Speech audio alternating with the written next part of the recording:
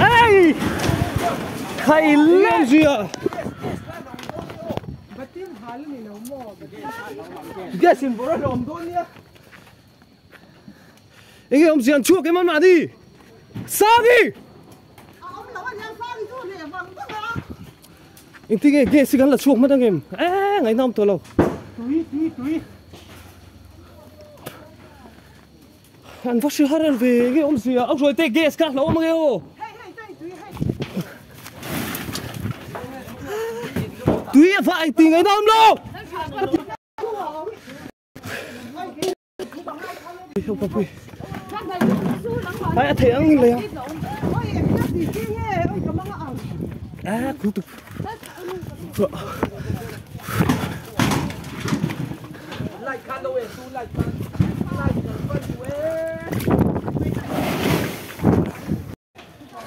anh mà đi đâu em này anh cần phép anh tì là con cái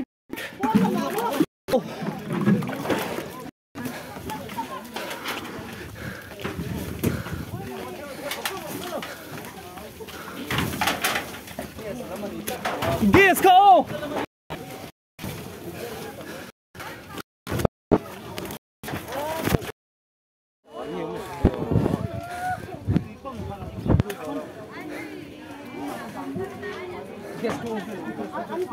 Này nó tục xua dù này nó tục lầu tiêu ai chèn thầy lầu tí nó mất lầu rồi tí lầu xìm xếp tù căn mù phân nó sao tối tục ông lầu cũng coi cả con lắm ạ tụi cái bay pin lạc đi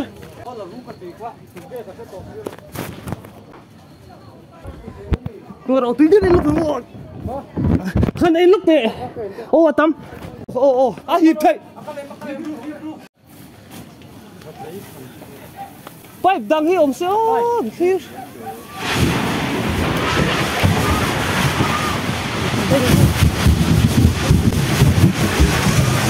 thầy ghê sắp buộc thôi ta giật rồi phần cũng về bay chú đang ở lỗ về in đến để ăn chút đúng rồi ship bay không thế cái tu bay về tỷ đầu chuông viện thầy đầu mà chứ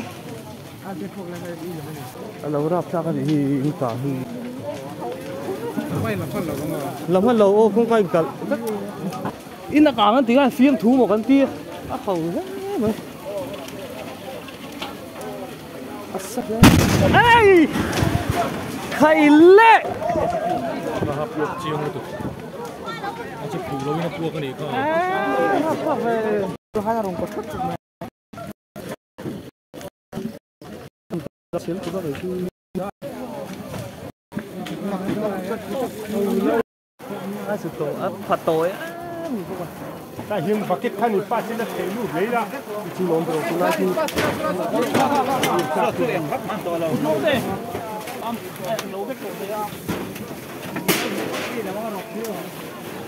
tắm về sao là lộn lại hay là có mày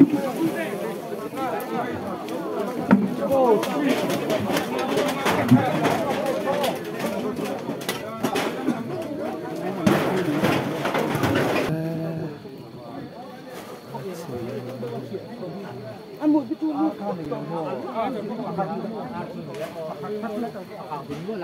đúng không? Ui bộ ông lầu ui không ông lầu điên xuống ạ ôi anh ông lầu thố mà đầy lầu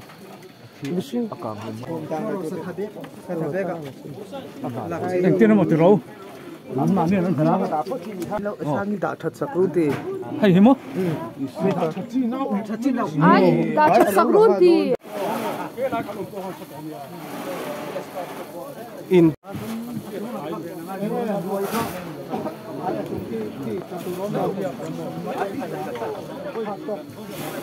số lại mình số ứng số